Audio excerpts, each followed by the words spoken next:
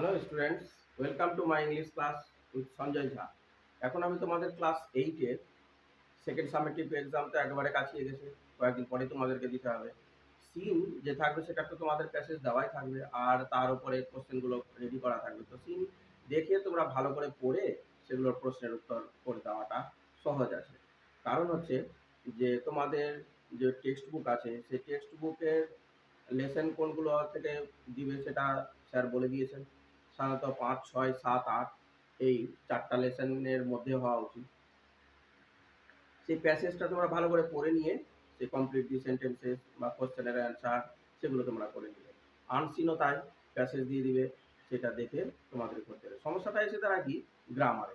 চলো, তোমাদের যে গ্রামারগুলো পরীক্ষাতে দিবে আর যে নিয়মগুলোর উপরে দিবে সেগুলো তোমাদেরকে দিয়ে দিচ্ছি। আর মোস্ট ইম্পর্টেন্ট যে লাইনগুলোর উপরে গ্রামারগুলো দেয় সেগুলো আমি এখন তুলে ধরছি তোমাদের সামনে। দেখো, my mother will give me a ring. আমার মা আমাকে একটা আংটি দিবে বা রিং দিবে। I hope this. আমি এটা আশা করি। Join with a noun clause. এই নাউন ক্লজ করে করতে বলছে, তোমাদের এতে ঘাবড়ানোর কিছু না। এই দিস যদি থাকে, সো, তারপরে ইট আর দিস, তাহলে ওইটার পরিবর্তে তোমাদেরকে দ্যাট লিখতে হবে। কারণ দিসের জায়গাতে তোমাদেরকে কি লিখতে হবে? দ্যাট। দিসের জায়গাতে কি লিখবে? দ্যাট। আর যদি সো থাকতো তবুও দ্যাট লিখতাম, ইট থাকতে গেলেও দ্যাট, দিস থাকতে গেলেও দ্যাট। আর এই পরের যেটা সেন্টেন্স আছে সেটা 1 নম্বর, প্রথমে লিখতে হবে। আর দ্যাট তো কনজাংশন হিসাবে কাজ করবে, আর এইটা হবে 2 নম্বর। এটা করতে গেলে বাস নাউন ক্লজ হয়ে যাবে। এবার নাউন ক্লজ হলো কি করে সেটা আগে অ্যান্সারটা করে দিতে হবে, তারপরে করছি। তাহলে কি হলো? I hope that, I O H O P E hope that লিখে এবার প্রথম লাইনটা my mother M O T H E R, my mother will W I double L give me a ring. দেখো, নাউন ক্লজ হলো কিনা সেটা বুঝতে পারার একটা সহজ উপায় আছে। দ্যাট দিয়ে জয়েন হয়েছে, জয়েনিং এর আগে যে শব্দটা থাকবে সেটা যদি ভার্ব থাকে তাহলে এটা নাউন ক্লজ। কারণ আমরা কি জানি যে একটা সেন্টেন্স এস ভি ও থাকে, এস ভি ও থাকে, তাহলে subject verb object. S V O যে থাকে একটা সেন্টেন্স, তো সেই সেন্টেন্সের সাবজেক্ট যে থাকে সে নাউন থাকে, ভার্ব থাকলো, আর অবজেক্ট যে সেও নাউন, অবজেক্টও নাউন বা প্রোনাউন থাকে। তো দেখো, ভয়েস চেঞ্জে এটা আমরা খুব ভালো করে বুঝতে পারি। হয়তো দেখো লেখা আছে যে Ramu Ramu gives, gives, gives a pen, gives a pen। দেখো রামু যে আছে সে নাউন আছে, ভার্ব gives হলো, যেহেতু এস কেন লাগাতে হলো, যেহেতু Ramu third person singular number, তাই এস বাই এস লাগাতে হয়, তো gives করতে হলো। আর এ পেন যে আছে, দেখো পেন সেটা তো নাউন হলো, তাহলে ভার্বের পরে যে থাকবে সেটা নাউন হবে। তাই এই অ্যান্সারটা কোনো চিন্তা না, হয়তো বলেছে নাউন ক্লজ দিয়ে করতে, তোমাদেরকে মনে রাখতে হবে যে এই টাইপেরই দেয়, দিস দিয়ে দেয়, কি সো দিয়ে দেয় শেষে, দ্যাট দিয়ে দেয়, কখনো কখনো দ্যাটই থাকে, তো ওটাকেই তুমি প্রথমে করে দিবে, তারপরে প্রথম যে সেন্টেন্সটা থাকবে সেটাকে লিখে দিয়ে ফুল স্টপ দিয়ে দিতে গেলে হয়ে যাবে। দ্বিতীয় আসো, দেখো ভয়েস চেঞ্জ অ্যাক্টিভ থেকে প্যাসিভ করে করে অভ্যস্ত হয়ে গেছি আমরা, কিন্তু পরীক্ষাতে কি করে দেয় বুদ্ধি করে, যে প্যাসিভে দিয়ে দেয় অ্যাক্টিভ করতে পারে। এবার প্যাসিভ আছে না অ্যাক্টিভ আছে সেটা বোঝার একটা সুবিধা আছে। দেখো অ্যাক্টিভ যে লাইনটা থাকে সেটা আসলে টেন্স অনুযায়ী থাকে। এখানে দেখো ওয়াজ আছে, আমরা টেন্স অনুযায়ী কি পড়েছি, যে হি ওয়াজ গোয়িং পড়েছি। তাহলে টেন্স অনুযায়ী থাকতে গেলে এর সাথে আইএনজি থাকতো, তখন আবার বাই থাকতো না। আর প্যাসিভ আছে, এটা একটা বাই দেখে বুঝতে পারা যায়। আর ওয়াজ এর পরে দেখো ভার্বের পিপি আছে, ভার্বের পিপি আছে। আর যার দ্বারা কাজ হচ্ছে সেটাকেই পরে লেখা থাকে। অর্থাৎ যে দেখো রাজা যে আছে, এটা অ্যাক্টিভ আগে করি তাহলে বুঝতে সুবিধা হবে। দেখো রাজা আর্থার, এর দ্বারা কাজটা হচ্ছে। তো England was ruled by King Arthur. দেখো প্যাসিভ থেকে অ্যাক্টিভ খুব সহজে পড়া যায়, তোমাদের ঘাবড়ানোর কিছু নাই। ভার্ব যে আছে সেই ভার্বের আগে যে অক্সিলারি ভার্বটা থাকবে সেটাকে তোমরা উঠিয়ে দিবে, আর পরে যে বাই থাকবে সেটাকে উঠিয়ে দিবে। হয়ে গেল।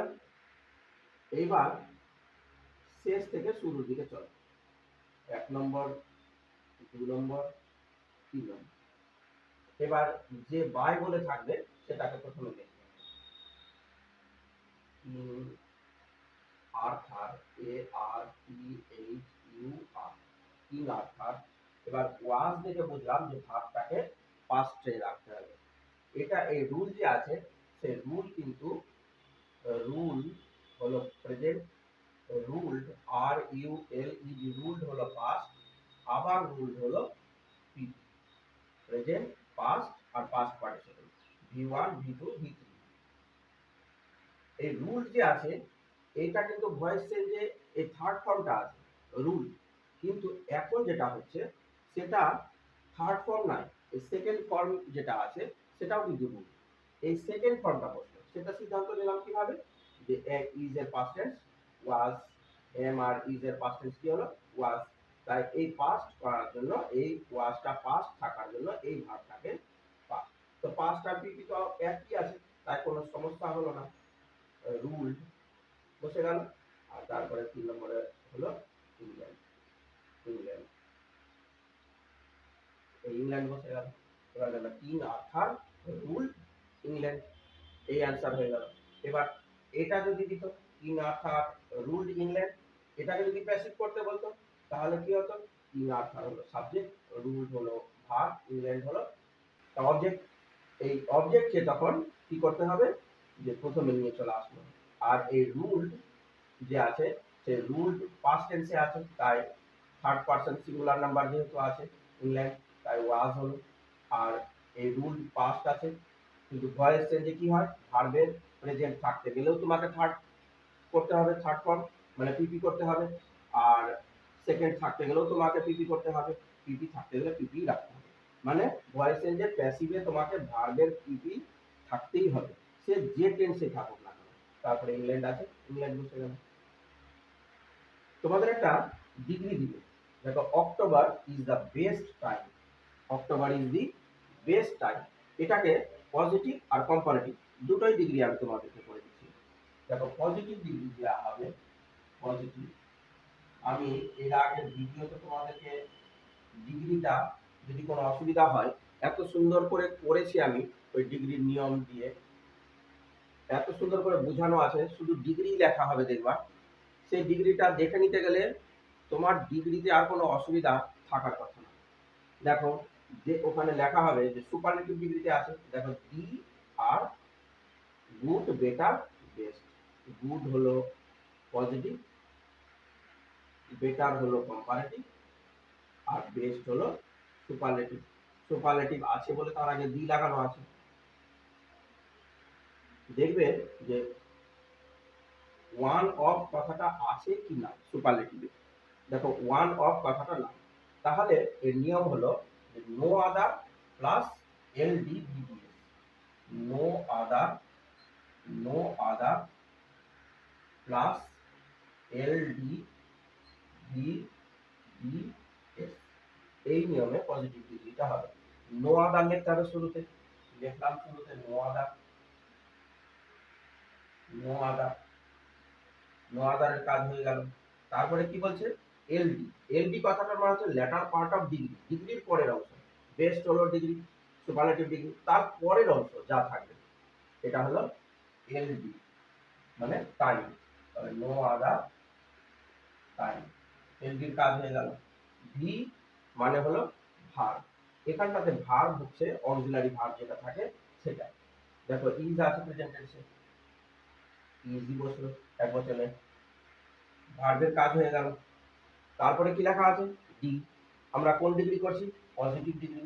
পজিটিভ ডিগ্রি নিয়ম কি হলো, S plus adjective plus S, বা সো এস দিয়েও করা যায়, so plus adjective plus S, এই হলো ডিগ্রি, পজিটিভ ডিগ্রি নিয়ম।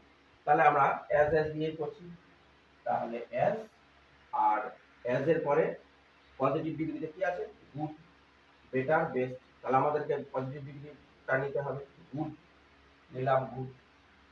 তারপরে আবার এস, তোমরা এখানটাতে সো দিয়েও করতে পারো, সো গুড অ্যাজও করতে পারো, আবার অ্যাজ গুড অ্যাজও করতে পারো। তাহলে ডি হয়ে গেল, আর লাস্টে হলো এস মানে সাবজেক্ট, সাবজেক্ট অক্টোবর, এই হলো অক্টোবর, অক্টোবর। তাহলে অ্যান্সার কি হলো, no other time is as good as October, বা no other time is so good as October. এই দেখো কত সুন্দর এই নিয়মের নেমে গেল। কি বললাম, যদি সুপারলেটিভে ওয়ান অফ কথাটা না থাকে, না থাকে, আবার ওয়ান অফ থাকতে গেলে আলাদা হবে, না থাকে, এখানে দেখছো নাই, তাই no other plus L D VDS, L D VDS, no other লিখলাম শুরুতে, টাইমটা হলো এল ডি, এল ডি হলো, ইজ হলো ভার্ব, এটা হলো ডি মানে অ্যাজ গুড অ্যাজ, তারপরে হলো S, no other plus L D V D S, কত সুন্দর নেমে গেল। কিন্তু যখন কম্পারেটিভ করবে তখন এক্সট্রা কোনো কথা তোমরা লাগাবে না শুরুতে, এর যেরকম পজিটিভে নো আদার হলো, কিন্তু কম্পারেটিভে না, কম্পারেটিভের সাবজেক্ট যেটা আছে সেটা লিখবে, কি আছে, অক্টোবর, অক্টোবর লিখলাম, তারপরে ইজ আছে, ইজ লিখলাম, তারপরে দেখছো যে ডি আছে, ডি বেস্ট আছে। এবার ডি লিখতে পারবো না, কারণ এটা আমরা কি করছি, কম্পারেটিভ করছি, কম্পারেটিভ, কম্পারেটিভ, কম্পারেটিভ।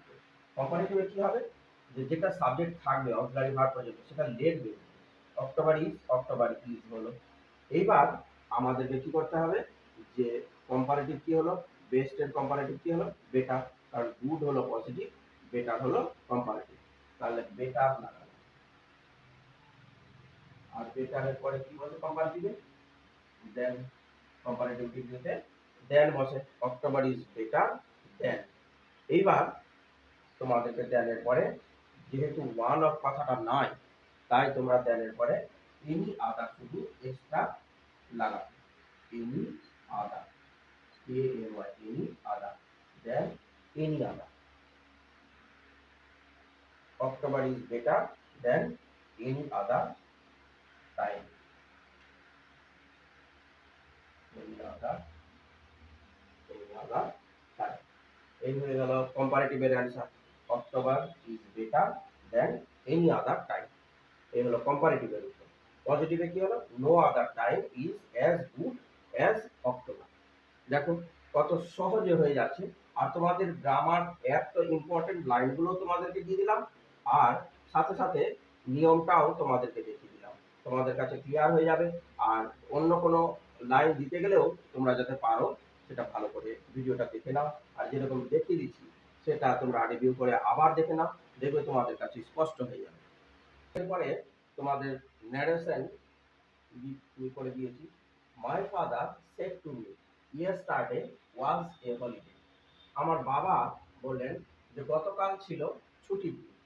দেখো said to, say past tense হলো সেড, আর এদিকে যদি দেখা যায় যে না শুরুতে সাবজেক্ট আছে, তাহলে সেড টু সমান আমাদেরকে কি লিখতে হয়, টোল্ড। অন্যদিকে আরেকটা দেখার বিষয় আছে, যে ইয়েস্টারডে থেকে করতে হবে be previous, P R E V I O U S, the previous day. আর এদিকে যদি পাস্ট থাকে, দেখো পাস্ট আছে কি, সে এর পাস্ট টেন্স হলো সেই, আর এদিকে যদি ওয়াজ বা ওয়্যার থাকে তখন তখন এটা হবে হ্যাড বিন। ওয়াজ বা ওয়ার জায়গাতে কি করতে হবে আমাদেরকে? হ্যাড বিন লাগাতে হবে। আর এখানে সেড যদি থাকে মানে পাস্ট যদি থাকে, আর এদিকে যদি কোনো ভার্বের পাস্ট টেন্স থাকতো, তাহলে শুধু হ্যাড আর হ্যাড এর পরে ভার্বের পিপি করতে হতো, মানে পাস্ট পারফেক্ট টেন্স করতে হতো। দেখো মাই ফাদার আছে, মাই ফাদার লিখলাম, my father, my father said কি সমান কি বসলো? টোল্ড।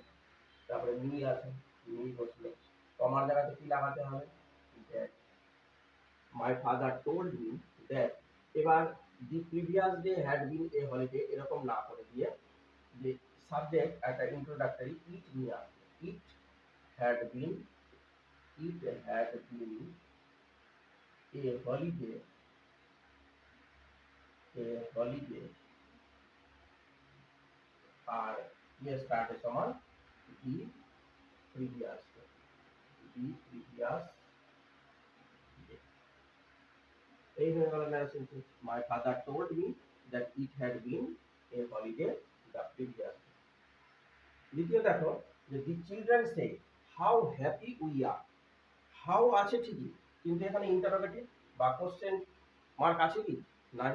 তাহলে এই সেন্টেন্সটা ইন্টারোগেটিভ নাই, এটা এক্সক্লামেটরি আছে। তাই এক্সক্লামেশন চিহ্ন দাঁড়িয়ে বিপত্তি দেওয়া আছে। এখানটাতে হাউ হ্যাপি সমান হচ্ছে ভেরি হ্যাপি, হাউ হ্যাপি সমান হচ্ছে ভেরি হ্যাপি। আর সাবজেক্ট কি আছে? The children. চাইল্ড হলো এক বচন, চিলড্রেন হলো বহু বচন, তার মানে দের ঘরে চলে গেছে। তাই উই এর জায়গাতে আমাদেরকে চেঞ্জ করে দে লাগাতে হবে। সবসময় তোমরা মনে রাখবে যে ন্যারেশন চেঞ্জ যেটা করতে দেয়, যে ওর কথা আমি অন্যজনকে বলছি, তাহলে আমি কি বলবো? তাহলে তোমরা এই প্রোনাউনটা খুব সঠিকভাবে চেঞ্জ করে নিতে পারবে। দেখো চিলড্রেন বাচ্চারা বললো হাউ হ্যাপি উই আর, যে কত সুখে আছি আমরা, কত খুশিতে আছি আমরা। আমি এই কথা যদি বলি তাহলে বলবো যে বাচ্চারা বলে যে তারা কত খুশিতে ছিল। এই তাই উইটা কি হয়ে গেল? যে ও বলেছে আমরা, আমি কি বলবো? তার। আর আর এর পাস্ট টেন্স করতে হবে, দে ওয়্যার হলো। এবার দেখো the children, the children, the children সেই, এস এ আই ডি, কমার জায়গাতে দ্যাট। তারপরে দ্যাট এর পরে দেখো সবসময় সাবজেক্ট আছে, এটা ভেরি হ্যাপি আসবে না, আগে সাবজেক্ট ভার্ব বসাবো, তারপরে এই কমপ্লিমেন্টটা বসাবো। They were, that they were how happy সমান ভেরি হ্যাপি, ভেরি হ্যাপি। এই হলো উত্তর। The children said that they were very happy.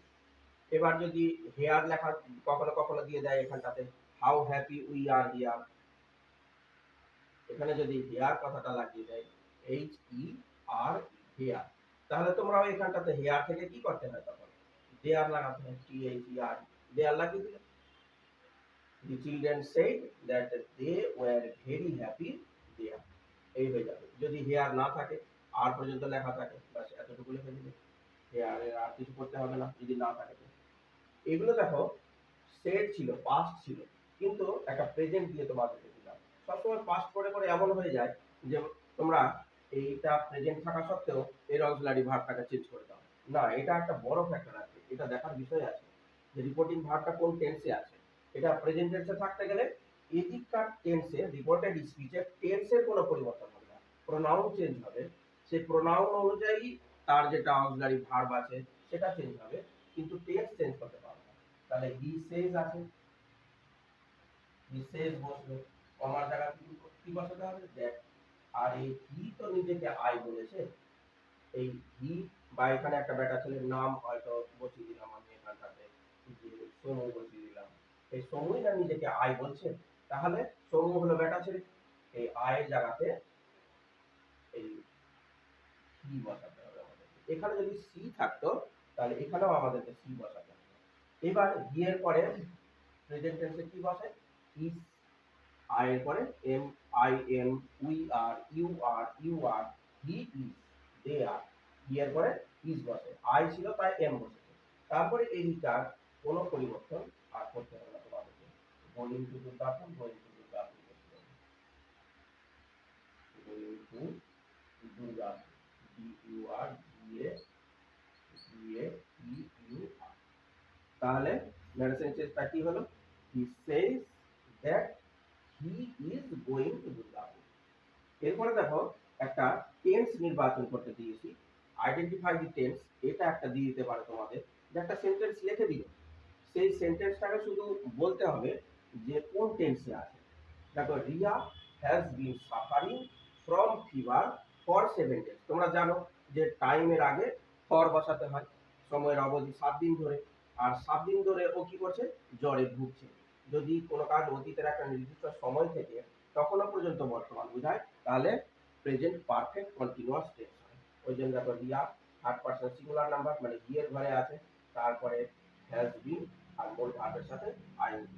তাহলে এই টেন্সটা হচ্ছে present, PRESENT, present perfect, PERFECT, perfect continuous,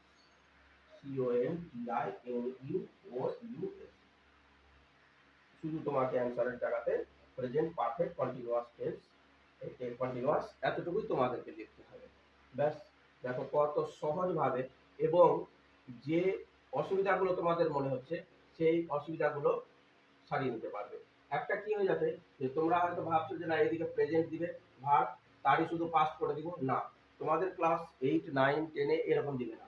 দিতে গেলে তোমাদেরকে কি করবে, যে শুধু ভার্বের পাস্ট টেন্স, তার জন্য হ্যাড, আর হ্যাডের পরে ভার্বের যে ভার্বটা পাস্ট দিয়েছে তার পিপি ফর্ম করবে।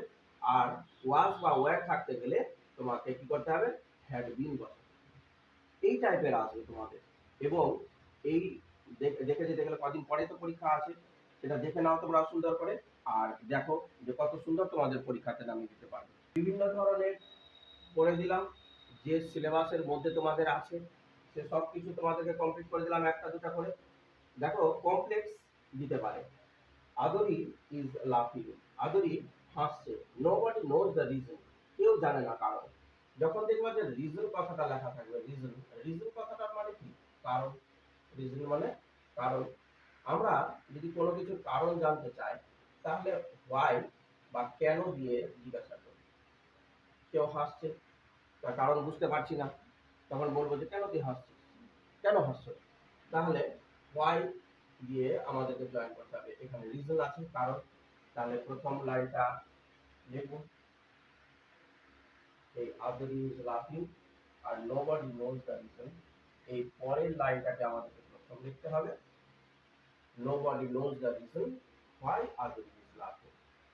Nobody, nobody, NOBODY, nobody knows, যেহেতু nobody third person singular number, present টেন্সের জন্য নো এর সাথে এস লাগানো আছে। Nobody knows the reason, REASON, তারপরে কি দিয়ে জয়েন করবো?